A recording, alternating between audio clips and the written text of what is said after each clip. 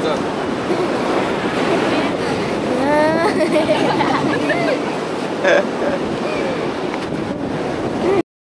Ako si Baby Johnson. Isang simpleng nilalang. Tahimik ang mundo hanggang sa dumating ang unos. At dito, nagsimula ang lahat. Ang kwento ng aking kalbaryo ng kabaliwan at ng katotohanan. Hindi ito basta kwento lang. Ito ay ang buhay ko.